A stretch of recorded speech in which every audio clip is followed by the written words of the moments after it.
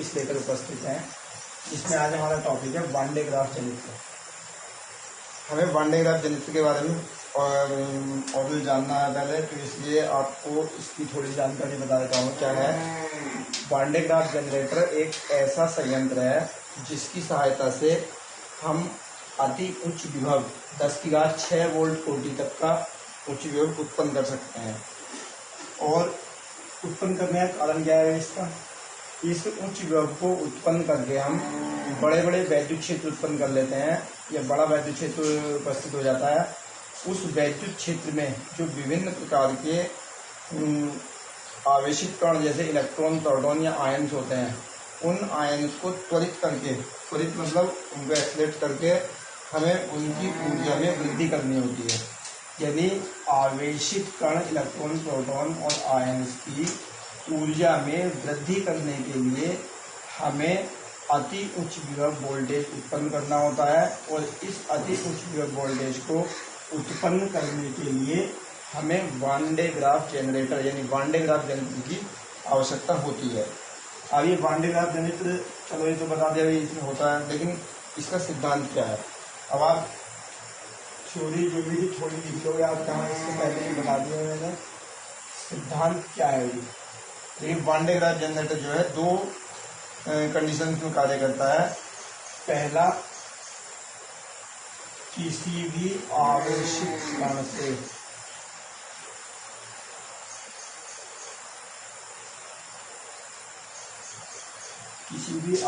कण से विद्युत विसर्जन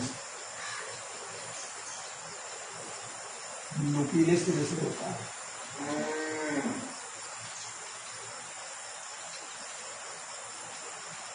यानी जो भी चालक हमें दिया हुआ है, तो उसका जो नुकीला सिरा है, उस नुकीले सिरे से वैद्युत विसर्जन ज़्यादा होता है। और दूसरी कंडीशन है कि चालक का आवेश, जो भी खोखला चालक हमारे पास होता है, खोखले चालक का आवेश उसके बाहरी पृष्ठ पर उपस्थित होता है।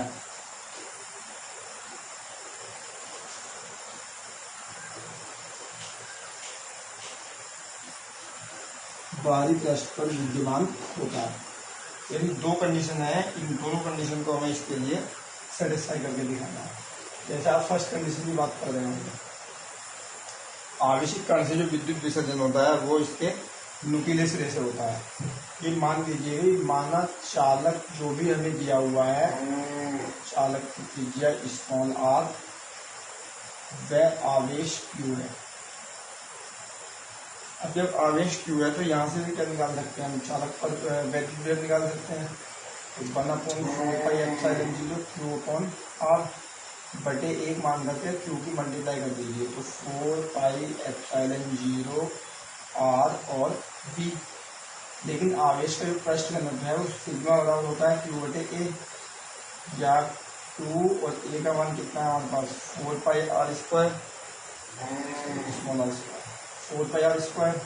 अब आप q का वैल्यू मान लगाएंगे तो 4πε0 rv अपॉन 4πr²।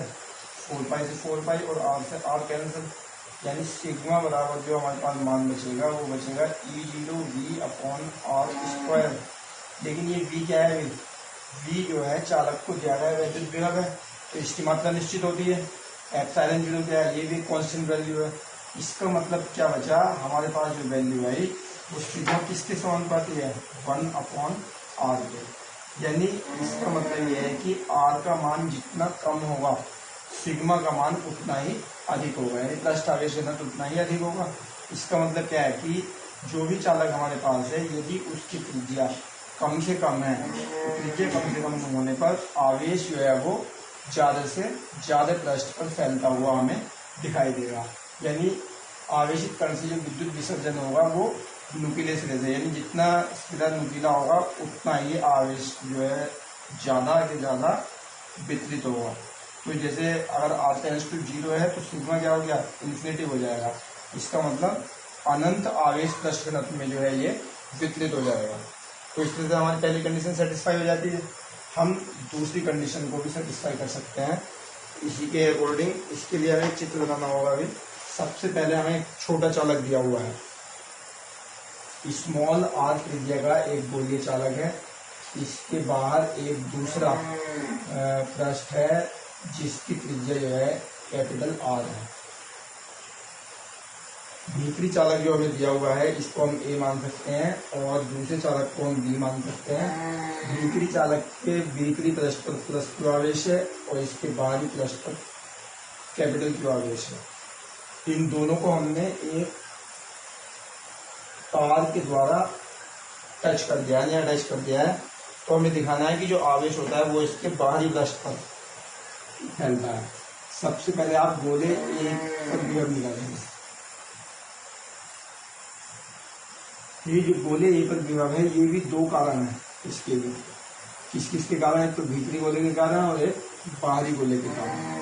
तो ये तो भीतरी गोला हो गया इसमें त्रिज्या वाला, और बाहरी गोला क्या है हमारे पास 1/4 पाई एप्सिलॉन 0 और Q बटे कैपिटल आर। इसी तरह से गोले बी पर विभव निकाल सकते हैं we B.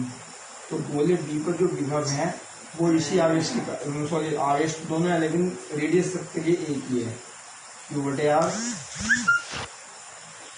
Plus 1/4 pi epsilon 0 Q बटे आर। हमने दोनों का डिफरेंस निकाल दिया। यहाँ से वी ए माइनस का वी बी माइनस करेंगे तो ये वाला मान लीजिएगा कट जाएगा माइनस होकर के 1/4 पाई एप्सिलॉन 0 Q बटे R minus 1/4 pi epsilon 0 Q बटे आर। यहाँ से Q बटे 4 पाई एप्सिलॉन 0 सभी से कॉमन है 1/r माइनस कैपिटल आर। यानी इनका जो डिफरेंस है V A minus V B किसके बराबर है? स्मॉल क्यू पर डिपेंड करता है। यानी इस पूरी वैल्यू में कहीं भी बाहरी चालक की बात नहीं की गई है। इसका मतलब ये है कि V A minus V B जो है वो कोश के आवेश पर डिपेंड करता है। कोश मतलब जो खाली भाग है, खाली भाग में जो भी आवेश होगा उस आवेश पर डिपेंड करेगा और वो इस बात पर डिपेंड नहीं करेगा कि वो धनावेशित है, ऋणावेशित है या अनावेशित है। किसी भी प्रकार का आवेश जो है वो काम करेगा। सेकंड कंडीशन, यदि V A minus V B का मान 0 से बड़ा हो, यानी ये कंडीशन कब आएगी? ये कंडीशन तब आएगी जब capital R is greater than small R. यदि कैपिटल आर का मान स्मॉल आर से बड़ा है तो यहाँ V A minus V B की वैल्यू जो है 0 से बड़ी होगी और 0 से बड़ी होने का मतलब है कि वैल्यू जो विभव है वो धनात्मक होगा और धनात्मक होने के कारण उसका जो आवेश है वो संपूर्ण आवेश उसके बाहरी पृष्ठ पर विद्यमान हो जाएगा। इसकी आगे की जो कंडीशन है वार्नेगाप का संरचना सिद्धांत वो कल नेक्स्ट वीडियो में मिलेगा।